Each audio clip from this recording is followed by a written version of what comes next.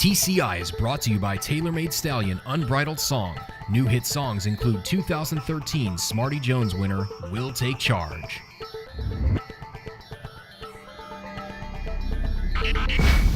Welcome back to TCI, your inside track to the Triple Crown. Alongside Joel Cunningham, I'm John Siegel. We want to welcome you to the 4th season of Triple Crown Insider. Joel, we've been following these horses now for 4 years. Welcome back to the set, man. Well, it's good to be back, John, and a little different way of doing things this year. We're not talking about graded earnings anymore. Right. You know, this $400,000 purse in the Holy Bull that we're going to talk about, it's irrelevant. It's worth 10 points. You know, that's it. And the way that Churchill Downs now structured the way to get into the Derby based on the point system is really going to change it up if we have a field of 20. If we don't have a field of 20, then it doesn't matter.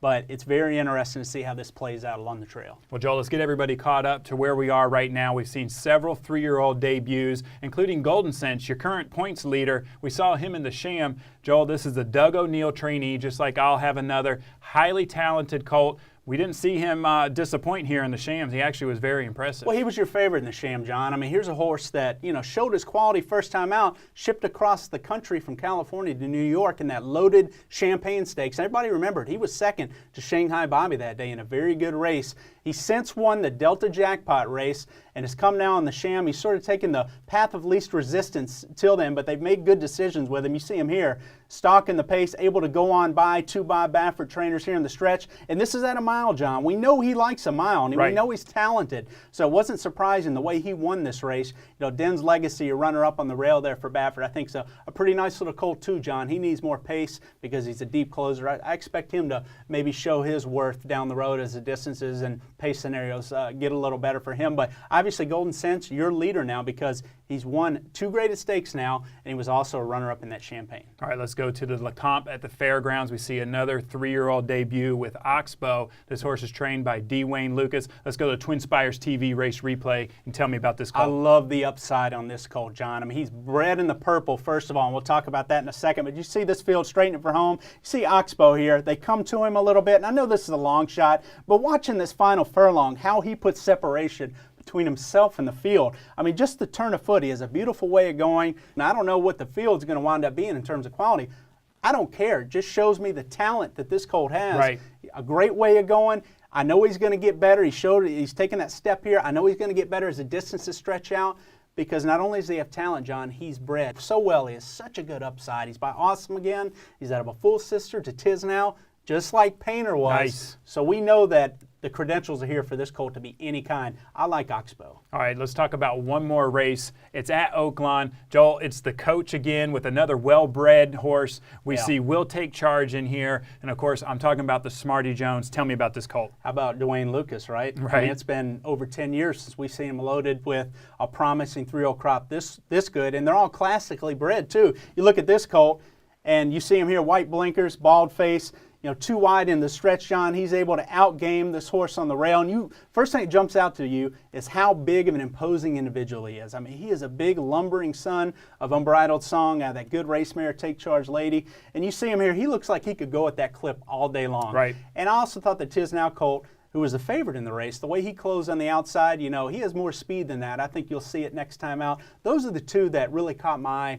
Next time out that you need to pay attention to, I think, going up to the Rebel Stakes. All right, Joel, let's jump now to Gulfstream Park. You know, we talked about talent. We see a ton of talent in this race. Of course, we have our undefeated 2-year-old champion, Shanghai Bobby, making his 3-year-old debut in here. Joel, is this a one-horse race? You know, John, I think from a talent standpoint, it is.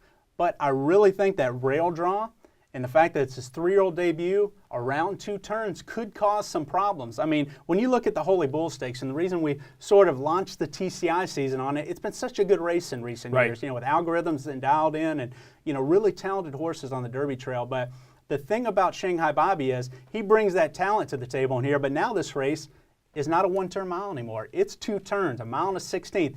I understand he graduated just fine in that, shipping across country, no Lasix in the Breeders' Cup Juvenile, John. But if you remember that day, going around 2 turns, which we were a little suspect of, when he hit that second turn, remember, he just kind of stuck his legs in the ground, threw his head up, and he did not finish well. And that was a very slow race. I understand he won it. We know he has a ton of talent, but I wonder if his future is going to be around 2 turns. I really wonder. I think middle distances are going to be fine, so I think he'll handle mile and a 16th. That rail draw, I think He needs to knock the rust off, and the break is so important at a mile and a 16th now at Gulfstream, because you basically break and you're on that first turn, John. So positioning is going to be important, and if he does not break sharply and they take back and he starts taking dirt, has an in-between trip, or has to, maneuver around traffic, I want to see what Shanghai Bobby can do when he has to overcome some adversity, because to this point, his speed has put him into the perfect trips for his races so far, and that's why he's had so much success.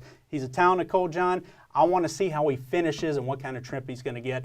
That, to me, is going to play into what I think of Shanghai Bobby on the Derby Trail going forward. Well, he does have some class in here, some horses that are up and coming. They haven't really broke out yet, like Frack Daddy. I mean, we saw a huge race out of him last time out. Yeah, I think Frack Daddy has a lot of quality. We know he likes 2 turns. He's that skip-away mare, and we've seen what he can do around 2 turns. I thought he might have been best. He just, last time out in the Kentucky Jockey Club Stakes, John, he just was outgained by a horse that had a lot more experience than him, uncaptured that day. Both colts are talented, but Frack Daddy, I can see signs of greenness there, but signs of talent as well. As he develops, I can see Frack Daddy being a big-time talent. We know he likes Churchill. And then Dewey Square. I mean, there was no pace in that race, the Kentucky Jockey Club Stakes. However, Dewey Square was the only horse that closed that day for Dale Romans, comes in with a good work tab. So I think those 2 horses do have upside, and we know they like 2 turns. Eclipse Award-winning trainer, Dale Romans. That's right. First one this last year. We'll see if he can start his 3-year-old season off on the right foot. But I know he'd like to win the Derby. It's a race that he has not won yet. All right, Joel, this time of year, we saw Bodemeister last year. He broke his maiden right about this time. Yeah. Any horses on the undercard we need to watch? I think Orb is an interesting horse based on the races he comes out of. Gets Lasix with a good work tab. But most importantly, John, in my opinion, in January, Bodemeister showed that you can come out of a maiden race nowadays. You can come out of allowance race. And the way the greatest stakes earnings are not a factor anymore, and it's so back-weighted on point systems, to March and April preps.